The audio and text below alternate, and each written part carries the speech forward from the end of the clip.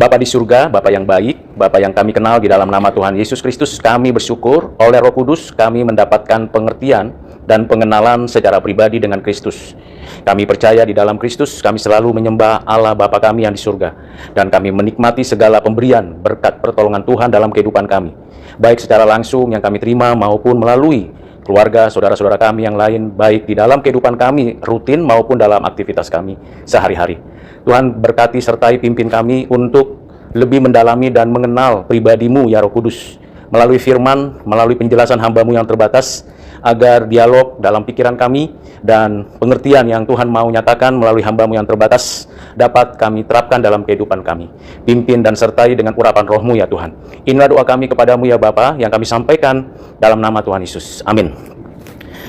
Kita akan memulai dari satu bagian firman Tuhan dari Injil Yohanes pasal yang ke-14 ayat 15 sampai 17. Saya akan membacakan untuk kita sekalian. Demikianlah firman Tuhan.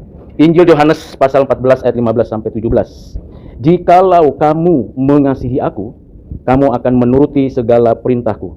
Aku akan minta kepada Bapa dan ia akan memberikan kepadamu seorang penolong yang lain, supaya ia menyertai kamu selama-lamanya, yaitu Roh kebenaran. Dunia tidak dapat menerima dia, sebab dunia tidak melihat dia dan tidak mengenal dia. Tetapi kamu mengenal dia, sebab ia menyertai kamu dan akan diam di dalam kamu.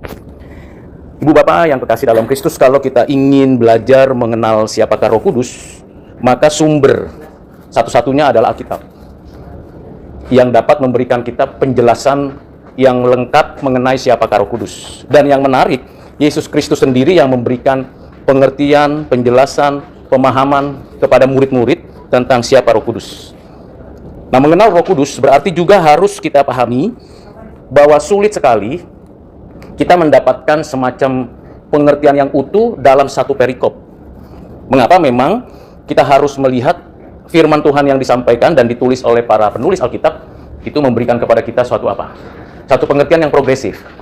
Nah, saya akan mencoba untuk memperhatikan dari konstruksi creation, fall, redemption, consummation, supaya kita bisa masuk secara biblikalnya.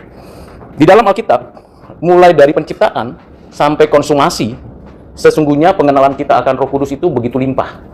Kalau kita tulis dan kita susun dengan baik, maka kita mulai dari kitab Kejadian sampai kitab Wahyu.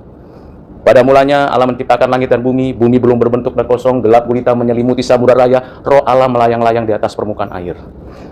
Artinya keberadaan Roh Kudus itu dari kekal sampai kekal dan setara sehakikat dengan Bapa. Jarang sekali kita mendengar doa kita sampaikan langsung kepada Roh Kudus. Jarang kali kita mendengar orang berdoa melibatkan Roh Kudus di dalam doanya. Biasanya dalam tren saat ini langsung kepada Tuhan Yesus, atau tradisi yang biasa itu kepada Bapa melalui Yesus Kristus. Melibatkan kembali pribadi Roh Kudus dalam doa dan liturgi kita itu jarang sekali. Yang bersyukurnya di dalam gereja diakhiri dengan doksologi Bapa, Putra, Roh Kudus. Namun sebenarnya kalau kita memahami tentang pribadi Roh Kudus, dalam segala aspek kehidupan kita harus melibatkan Roh Kudus, karena Roh Kudus yang memberikan kepada kita hidup dan kehidupan di alam semesta ini. Creation. Mengapa perlu dan penting? Karena kita mendapatkan banyak pengertian dari cara kerja Roh Kudus melalui ciptaan. Dan kalau dalam konteks kita berdosa, maka kita merasa bahwa Roh Kudus itu tidak bekerja apa-apa. Seolah-olah Roh Kudus itu dia hanya untuk menggairahkan kita mengenal Allah. Tetapi di dalam pemikiran Kristen, bahwa pengenalan kita akan alam semesta ini dan pengertian yang kita peroleh dari alam semesta itu sesungguhnya secara umum itu pekerjaan Roh Kudus. Roh Kudus yang memberikan iluminasi kepada para peneliti, penyelidik, penulis tentang alam. Entah itu dunia sains, humaniora, sosial, seni dan sebagainya. Roh Kuduslah yang memberikan tuntunan kepada setiap orang yang mau belajar dan mau mempelajari alam, mempelajari manusia, sehingga mendapatkan banyak pengetahuan. Dan dari pengetahuan itu muncul berbagai peradaban, teknologi. Dan melalui jalan itu Roh Kudus menahan kekuatan kita untuk tidak merusak keberadaan alam ini. Itu cara kerja Roh Kudus. Dia bisa disebut pribadi yang malu-malu, yang hidden, tapi sebenarnya aktif dan tidak pernah tidak aktif. Karena Roh Kudus menaungi seluruh karya ciptaan. Di dalam penebusan, kita tahu bahwa Roh Kudus bukan hanya memberikan inspirasi kepada para penulis mengenai kisah-kisah dari penciptaan, kejatuhan, juga sejarah penebusan, sampai consummation. Roh Kudus yang memberikan inspirasi kepada penulis. Jadi tidak sembarangan orang untuk dipenuhi Roh Kudus, lalu kemudian dituntun untuk menulis apa yang Allah wahyukan, dan kemudian secara verbal dituliskan berdasarkan kapasitas masing-masing penulis. Ini pekerjaan Roh Kudus. Jadi pekerjaan Roh Kudus tidak hanya mencipta tadi, memelihara, menopang, tapi juga memberi inspirasi. Sepanjang perjalanan hidup orang percaya, sampai kitab suci lengkap sempurna. Maka ketika finalitas Alkitab itu sudah kita terima sekarang, melalui apa yang dikerjakan oleh gereja dan bapak-bapak orang Kristen, kita sekarang menerima dengan utuh. Dan itu pekerjaan Roh Kudus. Nah sekarang bagian yang ketiga, di dalam redemption adalah 3 hal. Yang pertama adalah, kita, orang berdosa, bisa datang kepada Tuhan karena pekerjaan Roh Kudus. Karena kita sudah tahu bahwa kita sebagai gambar rupa Allah Tritunggal yang sudah rusak dan salah arah, tidak mampu total untuk datang kepada Tuhan. Kita hanya bisa mencari kepuasan diri dengan cara mencari pengganti Tuhan. Kalau di dalam tradisi dan etnis, suku bangsa manapun akan membelokkan arah pencarian kita menyembah sesuatu yang ilahi, misalnya dengan menyembah gunung, batu, bintang, bulan, dan ciptaan Allah, bahkan ciptaan buatan manusia. Karena arah hidup kita sudah belok. Nah, Roh Kudus yang bekerja di dalam hati orang percaya dan orang pilihan itu akan membelokkan lagi kembali. Itu sebabnya mengapa Habel, Henok, Nuh, Abraham, Musa, dan Daud, dan seterusnya, itu bisa membelok hatinya kembali kepada Tuhan. Itu karena pekerjaan Roh Kudus. Jadi bukan semata-mata karena kekuatan dan kemampuan dirinya. Bahkan Nikodemus, orang yang sudah begitu mahir di dalam berteologi, membaca Alkitab, bahkan bisa jadi berdialog dan berdebat. Mungkin zaman itu sudah ada apologetika antara Farisi, Saduki, Essens, orang Joredian, dan sebagainya. Sekalipun dia sudah mahir, bahkan disebut sebagai pengajar, tetap membutuhkan pekerjaan Roh Kudus untuk melahirbarukan dia. Jadi tidak bisa ada orang yang bisa mengerti firman tanpa dia dilahirbarukan oleh Roh Kudus. Kalau hanya untuk membaca, mempelajari, dan memperdebatkan, bukan orang Kristen pun bisa. Karena ini tulisan manusia, bahasanya manusia, dapat dipelajari, dapat dicari bukti-buktinya, tapi untuk mempercayai apa yang tertulis, itu pekerjaan Roh Kudus dan dimulai dari kelahiran baru. Ini penting sekali. Apakah ibu bapak sudah pernah sungguh mengalami kelahiran baru? Bukan tertulis, tapi sungguh dalam hati. Ini tidak mudah, ujiannya itu sepanjang umur hidup kita. Kadang-kadang ada orang yang merasa saya sudah lahir baru. Rasa itu bagus, tapi persoalannya betul-betulkah? Direction kita tidak lagi kepada dunia, tapi betul fokus kepada Tuhan. Nah, orang yang dilahirkan baru, pekerjaan Roh Kudus selalu dan fokusnya memuliakan Kristus. Maka sangat heran kalau orang mengatakan bahwa dipenuhi Roh Kudus, tapi tidak memuliakan Kristus. Itu impossible. Baik itu Habel sampai para rasul dan gereja mula-mula sampai sekarang, setiap orang yang sudah dilahirkan baru pasti memuliakan Kristus. Karena memang Roh Kudus bekerja untuk memuliakan Kristus. Kalau kita sudah memuliakan Kristus, maka saat yang sama kita memuliakan Bapa. Dan kalau kita memuliakan Bapa, tentu kasih Bapa turun atas hidup kita, dan seperti lagu tadi, kita bisa mengasihi. Karena pekerjaan Roh Kudus. Itu sebabnya Roh Kudus disebut juga Roh Kasih. Karena kita didorong, dituntun untuk mengasihi Kristus. Mulai dari kelahiran baru. Itu one moment di dalam hidup kita. Itu bukan seperti tingkatan-tingkatan sekolah dari TK, SD, SMP, SMA, lalu ada graduation TK, graduation SD, graduation SMP, graduation SMA, lalu graduation sarjana. Tidak demikian. Orang yang lahir baru itu one moment in my life. Banyak sekali kan sekarang kita baca di IG dan Facebook dan di TikTok, saya hadir graduation anak saya yang TK. TK saja dia ada graduationnya, dan meriah sekali. Dan senang sekali orang tuanya menampilkan. Wajar-wajar saja. Tapi orang yang dilahirkan baru tidak perlu graduation seperti itu, Ibu Bapak. Arah hidup kita sudah benar nggak fokus kepada Kristus. Pekerjaan Roh Kudus yang ketiga di dalam diri, di dalam konteks redemption adalah memberikan transformasi kepada kita. Kan kita masih hidup dalam kedagingan kita nih, masing-masing tubuh kita. Nah, bedakan flesh dan body itu sebenarnya di dalam konteks tabiat. Kalau daging itu tabiat yang buruk, tabiat yang dipengaruhi oleh kegelapan, tabiat yang dipengaruhi oleh kuasa-kuasa roh jahat, tabiat masa lalu kita. Tapi namanya body itu keseluruhan keberadaan kita. Nah, kalau kita adalah orang yang dipenuhi Roh Kudus, dipimpin oleh Roh Kudus, hidup di dalam Kristus, maka ada transformasi, pembaharuan dari akal budi, karakter, tutur kata, semuanya mengalami progres. Orang yang dipenuhi Roh Kudus tidak mungkin dia hanya berhenti di tahap dasar. Pertanyaannya, sejak ibu bapak mulai menyadari bahwa ibu bapak adalah orang Kristen dan dilahirkan baru, progresnya levelnya di mana sekarang? Sudah makin serupa dengan Kristus? Sudah punya pikiran seperti Kristus? Sudah punya semangat inkarnasi? Simpelnya begini, saya sebagai bapak di rumah punya posisi tinggi dong, sebagai suami. Semangat inkarnasinya di mana? Yang nggak sungkan-sungkan dong, bantu istri untuk nyapu, nggak harus nyuruh-nyuruh, turun ke bawah, semangat inkarnasi. Teladan, kasih contoh.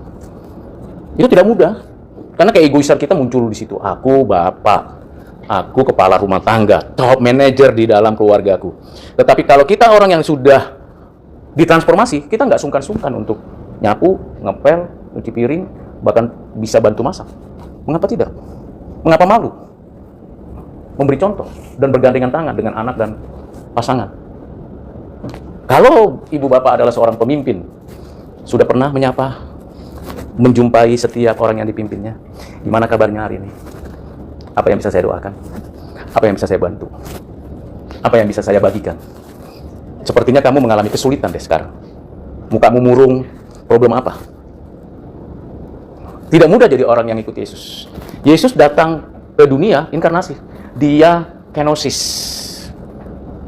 Kenosis. Membatasi dirinya dengan segala keberadaan yang maha. Dan akhirnya, dia mau mengambil rupa sebagai seorang manusia, bahkan sebagai doulos, sebagai budak. Melayani. Nah, ini adalah cara kerja Roh Kudus mentransformasi kita. Kalau kita belajar teologi, tidak hanya membahas ortodoksi. Debat ortodoksi sepanjang zaman masih berlangsung sampai saat ini.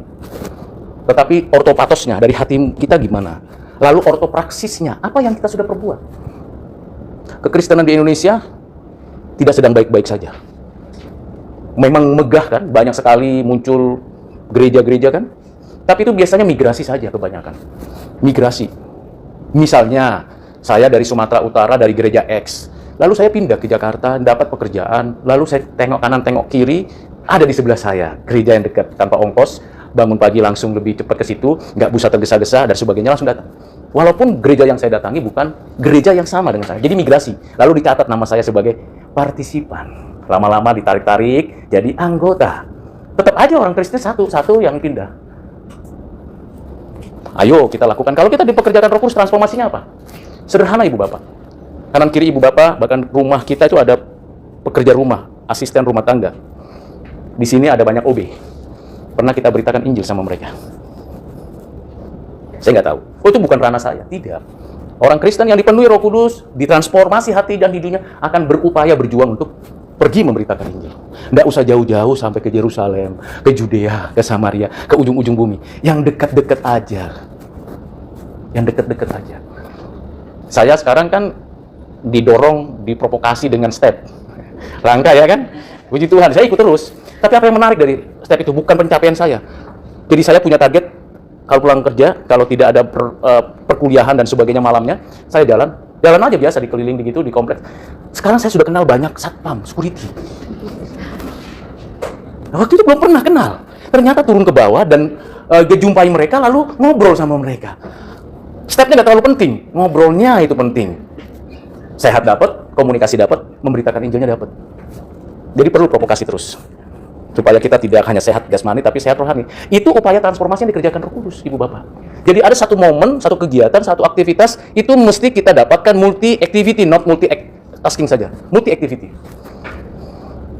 Ya, sambil mengajar, saya kadang-kadang saya merekam, dan saya bagikan, dan ternyata banyak orang-orang non-Kristen yang bisa membaca, mendengar, memperhatikan kanal YouTube saya, TikTok saya, Facebook saya. Banyak di antara mereka yang mau percaya kepada Kristus.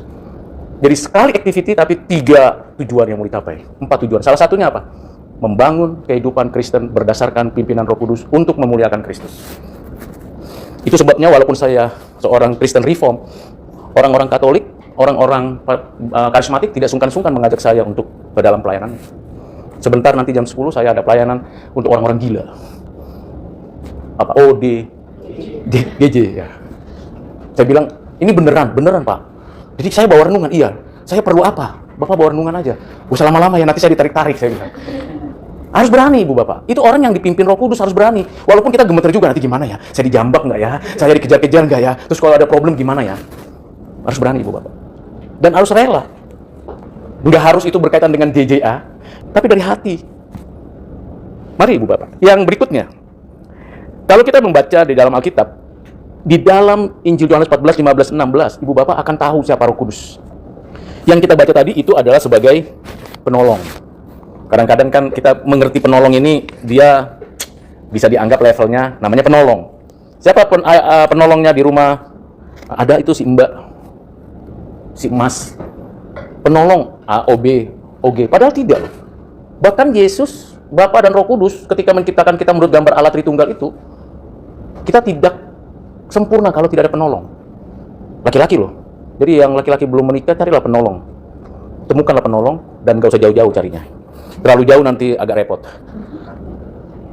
Perempuan itu penolong. Kenapa? Karena laki-laki mesti ditolong. Kalau nggak ditolong, nggak jadi laki-laki dia. Seriusan. Saya bisa maju, bisa jalan karena ada penolong saya. Yang selalu stay berdoa, mengingatkan, memberikan nasihat. Nasihat loh. Nah, apalagi Roh Kudus. Penolong itu bukan di bawah kita. Penolong itu di atas. Berarti ada kualitas, ada kekuatan, ada keterampilan. Nah, penolong itu seperti itu, Ibu Bapak. Makanya saya salut sama ibu-ibu. Itu penolong yang luar biasa. Kita nggak mikirin itu bahwa makan, beli cabai, beli andaliman, beli apa gitu. Tiba-tiba kalau misalnya kita dapat rezeki kayak kemarin kan, itu langsung daftar harga keluar. Saya bilang kasih gelondongan aja, enggak, supaya ngerti apa yang dibeli. Itu penolong. Oh, ternyata makanan yang enak itu ada penolong yang memberikan deskripsi yang detail, rinci. Masak nasi pun ada caranya supaya tidak bau besoknya, supaya tidak boros listriknya, dan sebagainya. Oh gitu ya. Nah, Roh Kudus melampaui itu, Ibu Bapak. Dia di atas, dia adalah Allah, dia tidak pernah kita lihat, maka dunia tidak pernah tahu. Baik orang Yahudi secara samar-samar mengerti, maupun orang-orang non-Kristen pasti nggak mengenal Roh Kudus. Dan dia menolong kita. Menolong kita apa? Seluruh aspek hidup kita, Ibu Bapak. Seluruh aspek hidup kita. Kadang-kala di dalam kelas-kelas saya, kadang-kadang saya bingung lihat anak-anak sekarang. Begitu saya masuk, selamat pagi, tapi sambil handphone semua. Saya bilang selamat pagi, tapi sambil gini. Sudah terpaut hatinya dengan handphonenya. Terus saya bilang, oke, sekarang buka handphone kalian. Udah Pak, coba cari istilah ini, baru dia akan cari. Kadang-kadang kita kesulitan menghadapi anak-anak Gen Z. Tapi karena pekerjaan Roh Kudus memberikan kepada kita hikmat, kita mesti cari, ini kelihatannya kelompok ini ribut terus.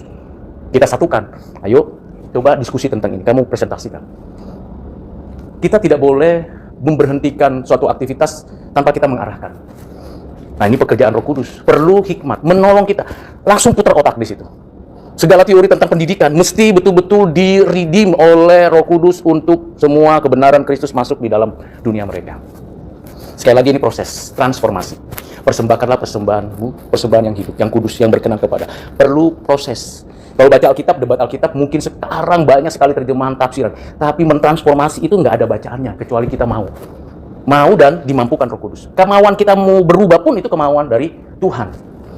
Kemauan dari Tuhan. Mesti ada intervensi dari Tuhan. Dari Roh Kudus yang melakukannya. Nah, karena itu, Ibu Bapak, kalau kita sudah mengalami transformasi, maka bagian yang ketiga yang Roh Kudus berikan kepada kita. Karunia. Karunia. Karunia apa? Karunia untuk pelayanan. Yang diperdebatkan itu hanya bahasa roh. Padahal karunia pelayanan yang diberikan Roh Kudus limpah. Kenapa nggak diperdebatkan karunia bernubuat? Yaitu karunia berkhotbah. Karunia mengajarkan firman. Kenapa tidak diperdebatkan karunia memuji Tuhan? Kenapa tidak diperdebatkan karunia untuk melayani sesama? Yang papa, yang sulit, yang sukar. Kenapa yang diperdebatkan hanya diri sendiri? Dan yang menarik, karunia bahasa roh karena sudah begitu kritisnya, sampai-sampai Paulus memberi penjelasan di 1 Korintus pasal 12, 13, 14. 3 pasal. Karunia lain tidak. Kenapa? Karena sudah kritis nih. Kritis dan krisis bisa menimbulkan perpecahan dalam keluarga, dalam gereja dan dalam kehidupan keluarga. Nah, kalau kita orang yang dipenuhi Roh Kudus, pasti diberikan karunia untuk pelayanan. Dan pelayanan untuk siapa? Untuk gereja. Gereja siapa kepalanya? Kristus. Jadi karunia pelayanan yang diberikan Roh Kudus untuk membangun tubuh Kristus bagi kemuliaan Kristus. Pertanyaannya, kalau kita berbahasa lidah, berbahasa los, sila bala, untuk siapa? Kalau untuk diri, saya khawatir itu bukan dari Roh Kudus. Kalau itu untuk jemaat, maka jemaat akan mengalami pertumbuhan. Dan salah satu buah pertumbuhan adalah keberanian memberitakan Injil kepada orang-orang yang belum percaya. Di Indonesia, jumlah penduduk 280 juta, kurang lebih. Lalu, 10% atau 15% orang Kristen, sekitar 30 juta lah taruh. 30 juta. 250 juta lagi, itu ladang penginjilan, Ibu Bapak.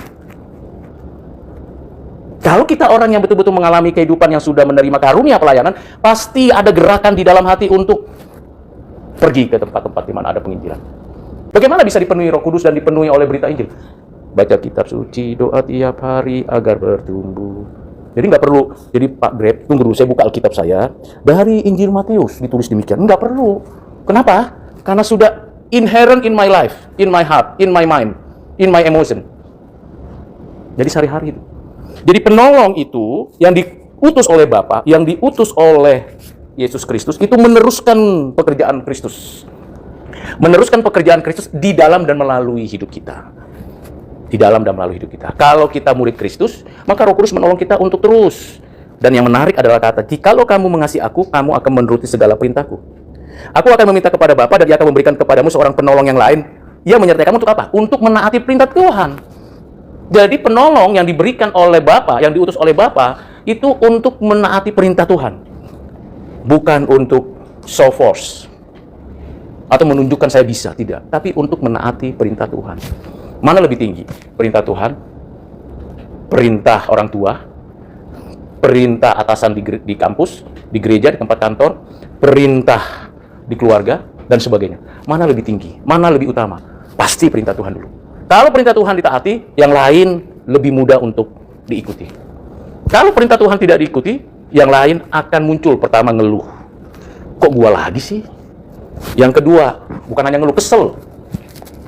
Cerita sini, suami saya begini loh, pasangan saya begini loh. Cerita lagi. Kalau tidak taat perintah Tuhan, ngeluh lagi tentang pimpinan. Gini. Nah, ini yang perlu diperhatikan. Mari kita mengikuti perintah Tuhan.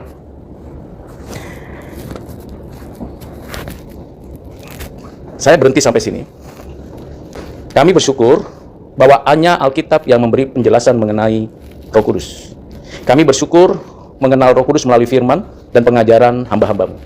Kami bersyukur karena kami adalah milik Kristus yang dilahirbarukan oleh Roh Kudus. Kami bersyukur anugerah Bapa untuk kami sehingga kami terus mengalami transformasi, menjadi orang yang mengalami hidup yang dibaharui. Kami bersyukur karena tiap-tiap kami diberikan karunia untuk melayani oleh Roh Kudus. Terima kasih ya Roh Kudus untuk pemberian-pemberian-Mu. Kiranya kami terus ditolong oleh-Mu untuk mengenal dan menaati Kristus dan semakin memuliakan Allah Bapa. Kami berdoa dalam nama Tuhan Yesus. Amin.